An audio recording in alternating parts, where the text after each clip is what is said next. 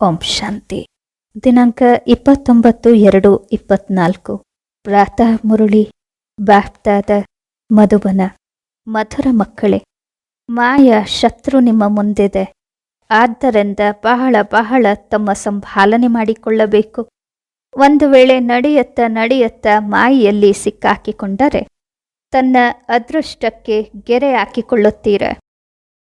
ಮಾಯ ಶತ್ರು ನಿಮ್ಮ ಮುಂದಿದೆ. ಆದ್ದರಿಂದ ಬಹಳ ಬಹಳ ತಮ್ಮ ಸಂಭಾಲನೆ ಮಾಡಿಕೊಳ್ಳಬೇಕು. ಒಂದು ವೇಳೆ ನಡೆಯುತ್ತಾ ಮಾಯೆಯಲ್ಲಿ ಸಿಕ್ಕಾಕಿಕೊಂಡರೆ ತನ್ನ ಅದೃಷ್ಟಕ್ಕೆ ಗೆರೆ ಹಾಕಿಕೊಳ್ಳುತ್ತೀರ. ಪ್ರಶ್ನೆ: ನೀವು ರಾಜಯೋಗಿ ಮಕ್ಕಳ ಮುಖ್ಯ ಕರ್ತವ್ಯವೇನು? ನೀವು ರಾಜಯೋಗಿ ಮಕ್ಕಳ ಮುಖ್ಯ ಕರ್ತವ್ಯವೇನು? ಉತ್ತರ: ಓದುವುದು ಮತ್ತು ಓದಿಸುವುದು. ಇದೇ ನಿಮ್ಮ ಮುಖ್ಯ ಕರ್ತವ್ಯವಾಗಿದೆ. ನೀವು ಈಶ್ವರ್ಯ ಮತದಂತಿದ್ದೀರ. ನೀವೇನೂ ಕಾಡಿಗೆ ಹೋಗಬೇಕಾಗಿಲ್ಲ. ಗೃಹಸ್ಥದಲ್ಲಿರತ್ತ ಶಾಂತಿಯಲ್ಲಿ ತಂದೆಯನ್ನು ನೆನಪು ಮಾಡಬೇಕು. ತಂದೆ ಮತ್ತು ಆಸ್ತಿ, ಈ ಎರಡು ಶಬ್ದಗಳಲ್ಲಿಯೇ ನಿಮ್ಮ ಪೂರ್ಣ ವಿದ್ಯೆ ಬರುತ್ತದೆ. ಓಂ ಶಾಂತಿ. ಮಕ್ಕಳೇ, ಸುಪ್ರಭಾತ ಎಂದು ತಂದೆಯೂ ಬ್ರಹ್ಮನ ಮುಖಾಂತರ ಹೇಳಬಹುದು. ಆದರೆ ನಂತರ ಮಕ್ಕಳೂ ಸಹ ಪ್ರತ್ಯುತ್ತರ ಕೊಡಬೇಕು. ಇಲ್ಲಿರುವುದೇ ತಂದೆ ಮತ್ತು ಮಕ್ಕಳ ಸಂಬಂಧ. ಹೊಸಬರು ಯಾರಿದ್ದಾರೋ ಎಲ್ಲಿಯವರೆಗೂ ಪರಿಪಕ್ವವಾಗುವುದಿಲ್ಲವೋ ಅಲ್ಲಿಯವರೆಗೂ ಏನನ್ನಾದರೂ ಕೇಳುತ್ತಿರುತ್ತಾರೆ. ಇದಂತೂ ವಿದ್ಯೆಯಾಗಿದೆ. ಭಗವಾನುವಾಚ ಎಂದು ಸಹ ಬರೆದಿದೆ. ಭಗವಂತ ನಿರಾಕಾರನಾಗಿದ್ದಾರೆ. ಯಾರಿಗೇ ಆದರೂ ತಿಳಿಸುವುದಕ್ಕಾಗಿ ಇದನ್ನು ಬಾಬಾ ಚೆನ್ನಾಗಿ ಪರಿಪಕ್ವ ಮಾಡಿಸುತ್ತಾರೆ. ಏಕೆಂದರೆ ಆ ಕಡೆ ಮಾಯೆಯ ಜೋರಿದೆ. ಇಲ್ಲಂತೂ ಆ ವಿಚಾರವಿಲ್ಲ. ಕಲ್ಪದ ಮೊದಲು ಯಾರು ಆಸ್ತಿಯನ್ನು ತೆಗೆದುಕೊಂಡಿದ್ದರೋ ಅವರು ತಾವಾಗಿಯೇ ಬರುತ್ತಾರೆ ಎಂದು ತಂದೆಯಂತೂ ತಿಳಿದಿದ್ದಾರೆ. ಇಂತಹವರು ಹೊರಟು ಹೋಗಬಾರದು, ಇವರನ್ನು ಹಿಡಿದುಕೊಳ್ಳಬೇಕು ಎಂದಲ್ಲ.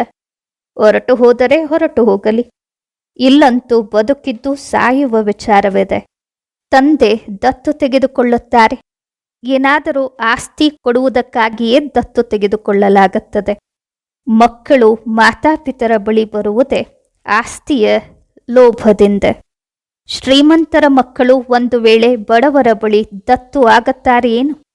ಎಷ್ಟೊಂದು ಹಣ, ಆಸ್ತಿ ಇತ್ಯಾದಿ ಎಲ್ಲವನ್ನು ಹೇಗೆ ಬಿಡುತ್ತಾರೆ? ಶ್ರೀಮಂತರು ದತ್ತು ತೆಗೆದುಕೊಳ್ಳುತ್ತಾರೆ. ಬಾಬಾ ನಮಗೆ ಸ್ವರ್ಗದ ಚಕ್ರಾಧಿಪತ್ಯ ಕೊಡುತ್ತಾರೆ ಎಂದು ಈಗ ನೀವು ತಿಳಿದಿದ್ದೀರ. ನಾವೇಕೆ ಅವರ ಸಂತಾನರಾಗಬಾರದು?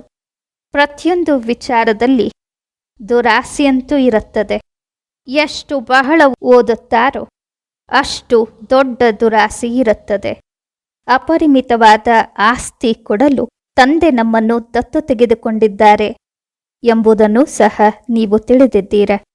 ನಿಮ್ಮೆಲ್ಲರಿಗೂ ನಾನು ಮತ್ತೆ 5,000 ವರ್ಷದ ಮೊದಲಿನಂತೆ ದತ್ತು ಮಾಡಿಕೊಳ್ಳುತ್ತೇನೆ ಎಂದು ತಂದೆಯೂ ಹೇಳುತ್ತಾರೆ. ಬಾಬಾ, ನಾವು ನಿಮ್ಮವರು ಎಂದು ನೀವು ಸಹ ಹೇಳುತ್ತೀರ.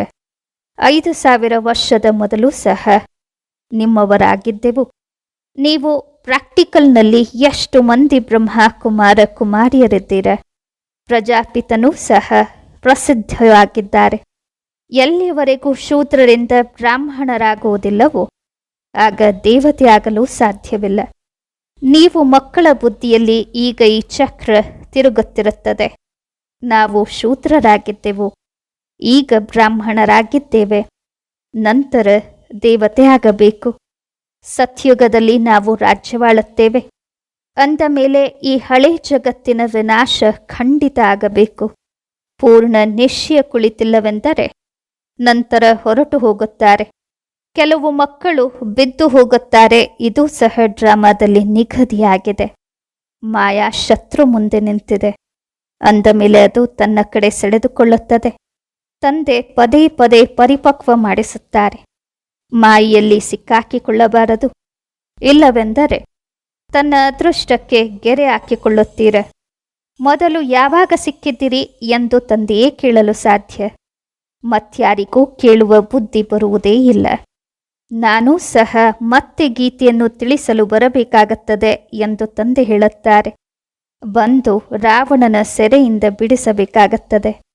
ಅಪರಿಮಿತವಾದ ತಂದೆ ಅಪರಿಮಿತ ವಿಚಾರಗಳನ್ನು ತಿಳಿಸುತ್ತಾರೆ. ಈಗ ರಾವಣನ ರಾಜ್ಯವಿದೆ, ಪತಿತ ರಾಜ್ಯವಿದೆ. ಇದು ಅರ್ಧ ಕಲ್ಪದಿಂದ ಶುರುವಾಗಿದೆ. ರಾವಣನಿಗೆ 10 ತಲೆಯನ್ನು ತೋರಿಸುತ್ತಾರೆ, ವಿಷ್ಣುವಿಗೆ 4 ಭುಜವನ್ನು ತೋರಿಸುತ್ತಾರೆ. ಆ ರೀತಿ ಯಾರೂ ಮನುಷ್ಯರು ಇರುವುದಿಲ್ಲ. ಇದಂತೂ ಪ್ರವೃತ್ತಿ ಮಾರ್ಗವನ್ನು ತೋರಿಸಲಾಗುತ್ತದೆ. ಇದು ಗುರಿಯುದ್ದೇಶವಾಗಿದೆ. ವಿಷ್ಣುವಿನ ಮೂಲಕ ಪಾಲನೆ. ವಿಷ್ಣುಪುರಿಗೆ ಕೃಷ್ಣಪುರಿ ಎಂದು ಸಹ ಹೇಳುತ್ತಾರೆ. ಶ್ರೀಕೃಷ್ಣನಿಗಂತೂ 2 ಬಾಹುಗಳನ್ನೇ ತೋರಿಸುತ್ತಾರೆ ಅಲ್ಲವೇ? ಮನುಷ್ಯರಂತೂ ಏನನ್ನೂ ತಿಳಿದುಕೊಂಡಿಲ್ಲ. ತಂದೆ ಪ್ರತಿಯೊಂದು ವಿಚಾರವನ್ನು ತಿಳಿಸುತ್ತಾರೆ. ಅದೆಲ್ಲ ಭಕ್ತಿ ಮಾರ್ಗವಾಗಿದೆ. ಈಗ ನಿಮಗೆ ಜ್ಞಾನವಿದೆ. ನರರಿಂದ ನಾರಾಯಣರಾಗುವುದೇ ನಿಮ್ಮ ಗುರಿಯುದ್ದೇಶವಾಗಿದೆ. ಈ ಗೀತಾ ಪಾಠಶಾಲೆ ಇರುವುದೇ ಜೀವನ್ಮುಕ್ತಿ ಪ್ರಾಪ್ತಿ ಮಾಡಿಕೊಳ್ಳುವುದಕ್ಕಾಗಿ. ಬ್ರಾಹ್ಮಣರಂತೂ ಖಂಡಿತ ಬೇಕು. ಇದು ರುದ್ರ ಜ್ಞಾನಯಜ್ಞವಾಗಿದೆ. ಶಿವನಿಗೆ ರುದ್ರ ಎಂದು ಸಹ ಹೇಳುತ್ತಾರೆ. ಜ್ಞಾನಯಜ್ಞ ಶ್ರೀಕೃಷ್ಣನದ್ದೋ ಅಥವಾ ಶಿವನದ್ದೋ ಎಂದು ಈಗ ತಂದೆ ಕೇಳುತ್ತಾರೆ. ಶಿವನಿಗೆ ಪರಮಾತ್ಮ ಎಂದೇ ಹೇಳುತ್ತಾರೆ. ಶಂಕರನಿಗೆ ದೇವತೆ ಎನ್ನುತ್ತಾರೆ. ಅವರುಗಳು ನಂತರ ಶಿವ ಮತ್ತು ಶಂಕರನನ್ನು ಒಟ್ಟಿಗೆ ಮಾಡಿಬಿಟ್ಟಿದ್ದಾರೆ. ನಾನು ಇವರಲ್ಲಿ ಪ್ರವೇಶ ಮಾಡಿದ್ದೇನೆ, ನೀವು ಮಕ್ಕಳು ಬಾಪ್ದಾದ ಎನ್ನುತ್ತೀರಾ ಎಂದು ಈಗ ತಂದೆ ಹೇಳುತ್ತಾರೆ. ಅವರು ಶಿವಶಂಕರ ಎನ್ನುತ್ತಾರೆ. ಜ್ಞಾನಸಾಗರನಂತೂ ಇರುವುದೇ ಒಬ್ಬರು. ಜ್ಞಾನದಿಂದ ಬ್ರಹ್ಮನೇ ವಿಷ್ಣುವಾಗುತ್ತಾರೆ ಎಂದು ಈಗ ನೀವು ತಿಳಿದಿದ್ದೀರ. ಚಿತ್ರವನ್ನು ಸಹ ಸರಿಯಾಗಿ ಮಾಡುತ್ತಾರೆ. ವಿಷ್ಣುವಿನ ನಾಭಿಯಿಂದ ಬ್ರಹ್ಮ ಬಂದ. ಇದರ ಅರ್ಥವನ್ನು ಸಹ ಯಾರೂ ತಿಳಿದುಕೊಳ್ಳಲು ಸಾಧ್ಯವಿಲ್ಲ. ಬ್ರಹ್ಮನಿಗೆ ಕೈಯಲ್ಲಿ ಶಾಸ್ತ್ರ ಕೊಟ್ಟಿದ್ದಾರೆ. ಈಗ ಶಾಸ್ತ್ರಗಳ ಸಾರವನ್ನು ತಂದೆ ತಿಳಿಸುತ್ತಾರೆಯೋ ಅಥವಾ ಬ್ರಹ್ಮನು? ಇವರೂ ಸಹ ಮಾಸ್ಟರ್ ಜ್ಞಾನಸಾಗರನಾಗುತ್ತಾರೆ. ಉಳಿದಂತೆ ಎಷ್ಟೊಂದು ಪ್ರತಿಮೆಗಳನ್ನು ಮಾಡಿದೆ. ಅವುಗಳೇನು ಯಥಾರ್ಥವಲ್ಲ. ಅವೆಲ್ಲ ಭಕ್ತಿ ಮಾರ್ಗದ್ದು. ಯಾರೇ ಮನುಷ್ಯ 8 ಭುಜವುಳ್ಳವರು ಇರುವುದಿಲ್ಲ. ಇದಂತೂ ಕೇವಲ ಪ್ರವೃತ್ತಿ ಮಾರ್ಗವನ್ನು ತೋರಿಸಿದೆ. ರಾವಣನ ಅರ್ಥವನ್ನೂ ಸಹ ತಿಳಿಸಿದೆ. ಅರ್ಧಕಲ್ಪ ರಾವಣ ರಾಜ್ಯ ರಾತ್ರಿಯಾಗಿರುತ್ತದೆ, ಅರ್ಧಕಲ್ಪ ರಾಮರಾಜ್ಯ ಹಗಲು. ತಂದೆ ಪ್ರತಿಯೊಂದು ವಿಚಾರವನ್ನು ತಿಳಿಸುತ್ತಾರೆ. ನೀವೆಲ್ಲರೂ ಒಬ್ಬ ತಂದೆಯ ಮಕ್ಕಳಾಗಿದ್ದೀರ. ತಂದೆ ಬ್ರಹ್ಮನ ಮೂಲಕ ವಿಷ್ಣುಪುರಿಯ ಸ್ಥಾಪನೆ ಮಾಡುತ್ತಾರೆ. ಹಾಗೂ ನಿಮಗೆ ರಾಜಯೋಗವನ್ನು ಕಲಿಸುತ್ತಾರೆ. ಖಂಡಿತ ಸಂಗಮದಲ್ಲಿಯೇ ರಾಜಯೋಗವನ್ನು ಕಲಿಸುತ್ತಾರೆ. ದ್ವಾಪರದಲ್ಲಿ ಗೀತೆ ತಿಳಿಸಿದರು ಎಂಬುದಂತೂ ತಪ್ಪಾಗುತ್ತದೆ. ತಂದೆ ಸತ್ಯ ತಿಳಿಸುತ್ತಾರೆ. ಅನೇಕರಿಗೆ ಬ್ರಹ್ಮನ ಶ್ರೀಕೃಷ್ಣನ ಸಾಕ್ಷಾತ್ಕಾರವಾಗುತ್ತದೆ. ಶ್ವೇತವಸ್ತ್ರಧಾರಿ ಬ್ರಹ್ಮನನ್ನೇ ನೋಡುತ್ತಾರೆ. ಶಿವಬಾಬಾ ಅಂತೂ ಬಿಂದುವಾಗಿದ್ದಾರೆ. ಬಿಂದುವಿನ ಸಾಕ್ಷಾತ್ಕಾರವಾದರೆ ಏನೂ ಅರ್ಥವಾಗುವುದಿಲ್ಲ. ನಾವು ಆತ್ಮರಾಗಿದ್ದೇವೆ. ಈಗ ಆತ್ಮನನ್ನು ಯಾರು ನೋಡಿದ್ದಾರೆ? ಯಾರೂ ಇಲ್ಲ. ಅದಂತೂ ಬಿಂದುವಾಗಿದೆ. ತಿಳಿದುಕೊಳ್ಳಬಹುದಲ್ಲವೇ ಎಂದು ನೀವು ಹೇಳುತ್ತೀರ. ಯಾರು ಯಾವ ಭಾವನೆಯಿಂದ ಯಾರ ಪೂಜೆ ಮಾಡುತ್ತಾರೆಯೋ ಅವರಿಗೆ ಅವರದ್ದೇ ಸಾಕ್ಷಾತ್ಕಾರವಾಗುತ್ತದೆ. ಒಂದು ವೇಳೆ ಬೇರೆ ರೂಪವೇನನ್ನಾದರೂ ನೋಡಿದರೆ ತಬ್ಬೆಬ್ಬಾಗುತ್ತಾರೆ. ಹನುಮಂತನ ಪೂಜೆ ಮಾಡುತ್ತಾರೆ, ಆಗ ಅವರಿಗೆ ಅದೇ ಕಾಣಿಸುತ್ತದೆ. ಗಣೇಶನ ಪೂಜಾರಿಗೆ ಅದೇ ಕಾಣಿಸುತ್ತದೆ. ನಾನು ನಿಮ್ಮನ್ನು ಎಷ್ಟು ಶ್ರೀಮಂತರನ್ನಾಗಿ ಮಾಡಿದ್ದೆ. ವಜ್ರ ವೈಡೂರ್ಯಗಳ ಮಹಲ್ಲೆತ್ತು. ನಿಮಗೆ ಅಗಣಿತ ಹಣ ಎತ್ತು. ನೀವು ಈಗ ಅದೆಲ್ಲವನ್ನು ಎಲ್ಲಿ ಕಳೆದಿರಿ ಎಂದು ತಂದೆ ಕೇಳುತ್ತಾರೆ. ಈಗ ನೀವು ಕಂಗಾಲರಾಗಿದ್ದೀರ, ಭಿಕ್ಷೆ ಬೇಡುತ್ತಿದ್ದೀರ. ತಂದೆ ಅಂತೂ ಹೇಳಬಹುದಲ್ಲವೇ? ತಂದೆ ಬಂದಿದ್ದಾರೆ, ನಾವು ಮತ್ತೆ ವಿಶ್ವದ ಮಾಲೀಕರಾಗುತ್ತೇವೆ ಎಂದು ಈಗ ನೀವು ಮಕ್ಕಳು ತಿಳಿದಿದ್ದೀರ. ಈ ಡ್ರಾಮಾ ಅನಾದಿಯಾಗಿ ಮಾಡಲ್ಪಟ್ಟಿದೆ. ಪ್ರತಿಯೊಬ್ಬರೂ ಡ್ರಾಮಾದಲ್ಲಿ ತಮ್ಮ ಪಾತ್ರವನ್ನು ಮಾಡುತ್ತಿದ್ದಾರೆ. ಕೆಲವರು ಒಂದು ಶರೀರವನ್ನು ಬಿಟ್ಟು ಹೋಗಿ ಮತ್ತೊಂದನ್ನು ತೆಗೆದುಕೊಳ್ಳುತ್ತಾರೆ. ಇದರಲ್ಲಿ ಅಳುವ ವಿಚಾರವೇನಿದೆ? ಸತ್ಯಯುಗದಲ್ಲಿ ಎಂದಿಗೂ ಅಳುವುದಿಲ್ಲ. ಈಗ ನೀವು ಮೋಹಜೀತ್ ಆಗುತ್ತಿದ್ದೀರ. ಮೋಹಜೀತ್ ರಾಜರು ಈ ಲಕ್ಷ್ಮೀ ನಾರಾಯಣ ಇತ್ಯಾದಿಯರಾಗಿದ್ದಾರೆ. ಅಲ್ಲಿ ಮೋಹ ಇರುವುದಿಲ್ಲ. ತಂದೆ ಅನೇಕ ಪ್ರಕಾರದ ವಿಚಾರಗಳನ್ನು ತಿಳಿಸುತ್ತಿರುತ್ತಾರೆ. ತಂದೆ ನಿರಾಕಾರನಾಗಿದ್ದಾರೆ. ಮನುಷ್ಯರಂತೂ ಅವರನ್ನು ನಾಮರೂಪದಿಂದ ಭಿನ್ನ ಎಂದು ಬಿಡುತ್ತಾರೆ. ಆದರೆ ನಾಮರೂಪದಿಂದ ಭಿನ್ನವಾಗಿ ಯಾವುದಾದರೂ ವಸ್ತು ಇರುತ್ತದೆಯೇ? ಹೇ ಭಗವಂತ, ಓ ಗಾಡ್ ಫಾದರ್ ಎನ್ನುತ್ತಾರೆ ಅಲ್ಲವೇ? ಅಂದ ಮೇಲೆ ನಾಮರೂಪ ಇದೆಯಲ್ಲವೇ?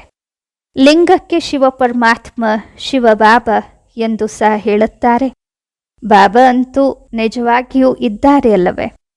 ಬಾಬಾ ಅವರಿಗೆ ಖಂಡಿತ ಮಕ್ಕಳೂ ಇರಬೇಕು. ನಿರಾಕಾರನಿಗೆ ನಿರಾಕಾರ ಆತ್ಮವೇ ಬಾಬಾ ಎನ್ನುತ್ತದೆ. ಮಂದಿರಕ್ಕೆ ಹೋದರೆ ಅವರಿಗೆ ಶಿವಬಾಬಾ ಎನ್ನುತ್ತಾರೆ.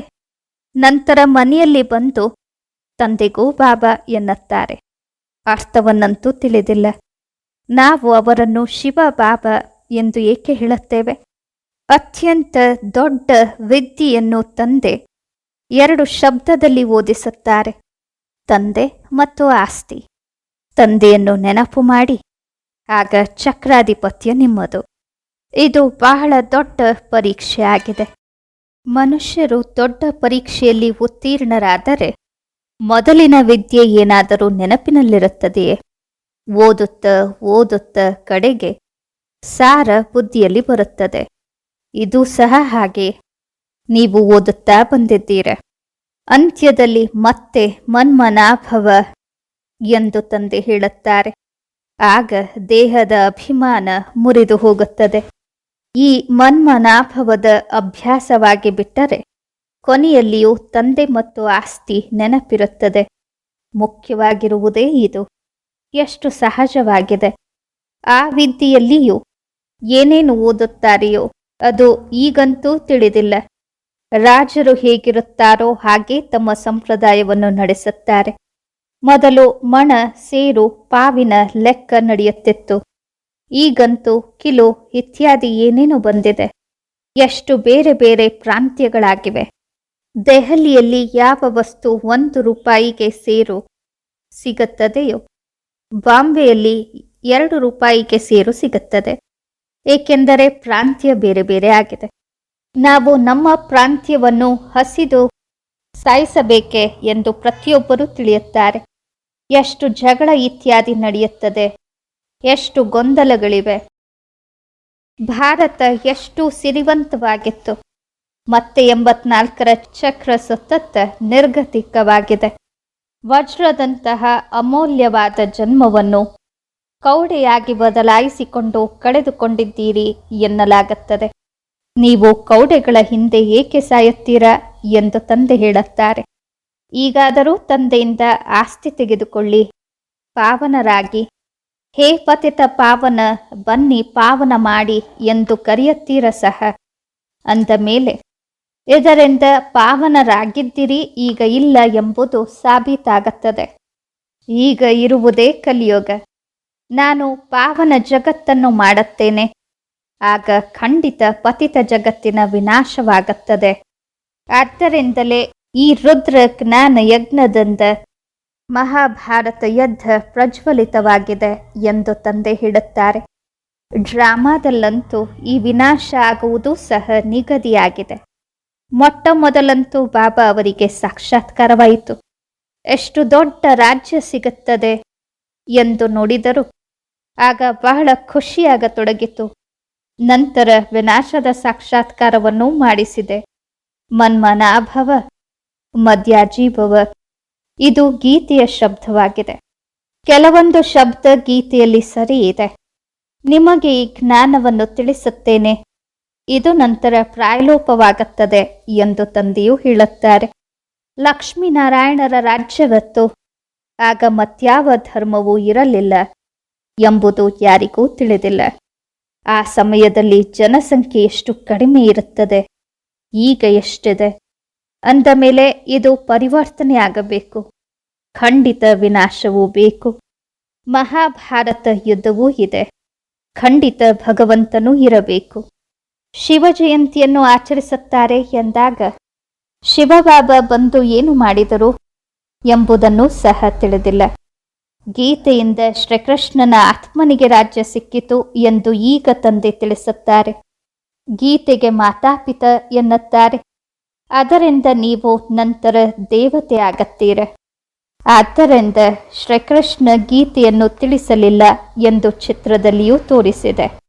ಶ್ರೀಕೃಷ್ಣ ಗೀತೆಯ ಜ್ಞಾನದಿಂದ ರಾಜಯೋಗವನ್ನು ಕಲಿತು ಇದಾದರು. ನಾಳೆ ಮತ್ತೆ ಶ್ರೀಕೃಷ್ಣ ಇರುತ್ತಾರೆ. ಅವರುಗಳು ಶಿವಬಾಬಾ ಅವರ ಬದಲು ಶ್ರೀಕೃಷ್ಣನ ಹೆಸರನ್ನು ಹಾಕಿಬಿಟ್ಟಿದ್ದಾರೆ. ಅಂದ ಮೇಲೆ ಇದನ್ನಂತೂ ತನ್ನ ಒಳಗೆ ಪರಿಪಕ್ವ ನಿಶ್ಚಯ ಮಾಡಿಕೊಳ್ಳಿ ಎಂದು ತಂದೆ ತಿಳಿಸುತ್ತಾರೆ.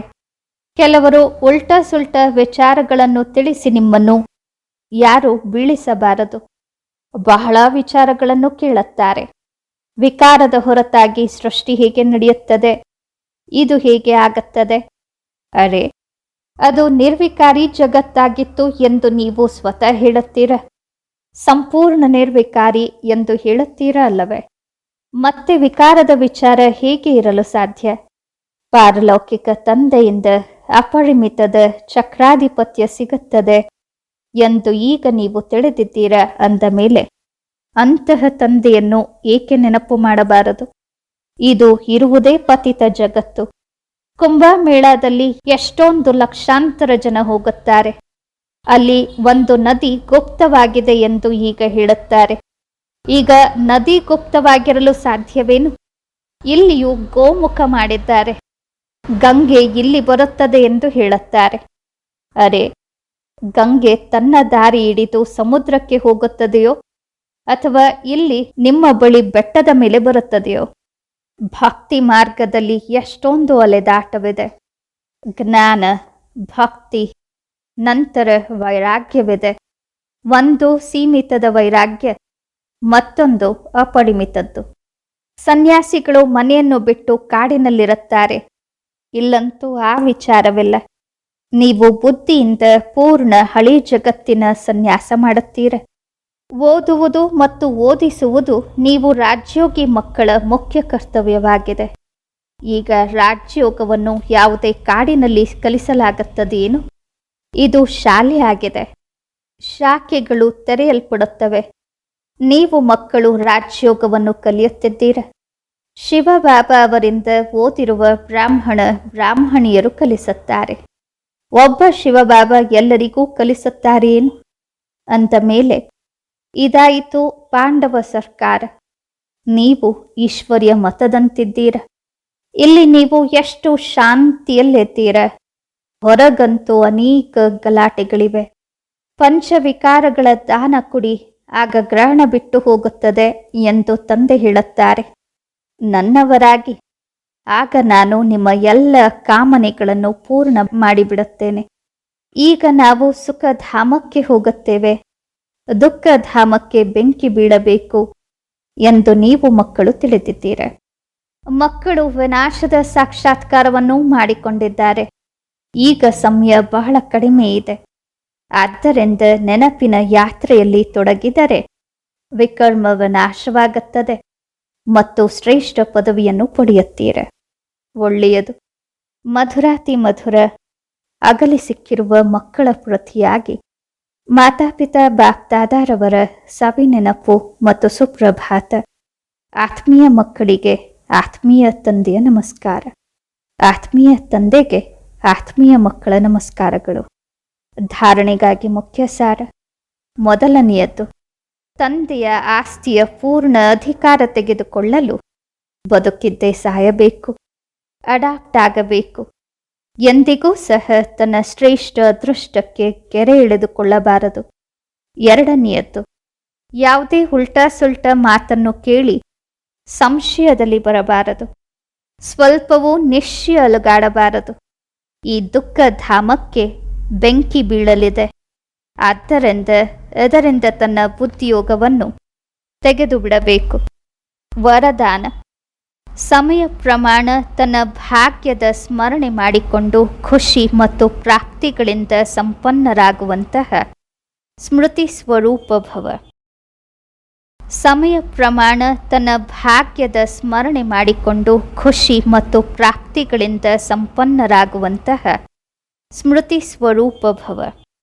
ಭಕ್ತಿಯಲ್ಲಿ ತಾವು ಸ್ಮೃತಿ ಸ್ವರೂಪ ಆತ್ಮಗಳ ನೆನಪಾರ್ಥ ರೂಪದಲ್ಲಿ ಭಕ್ತರು ಇದುವರೆಗೂ ತಮ್ಮ ಪ್ರತಿ ಕರ್ಮದ ವಿಶೇಷತೆಯ ಸ್ಮರಣೆ ಮಾಡುತ್ತಾ ಅಲೌಕಿಕ ಅನುಭವಗಳಲ್ಲಿ ಮುಳುಗಿ ಹೋಗುತ್ತಾರೆ. ಅಂದ ಮೇಲೆ ನಿಮ್ಮ ಪ್ರಾಕ್ಟಿಕಲ್ ಜೀವನದಲ್ಲಿ ಎಷ್ಟು ಅನುಭವ ಪ್ರಾಪ್ತಿಯಾಗಿರಬೇಕು. ಕೇವಲ ಸಮಯವೇಗೋ ಕರ್ಮವೇಗೋ, ಹಾಗೆ ಸ್ವರೂಪದ ಸ್ಮೃತಿಯನ್ನು ಪ್ರತ್ಯಕ್ಷ ರೂಪದಲ್ಲಿ ಅನುಭವ ಮಾಡಿ.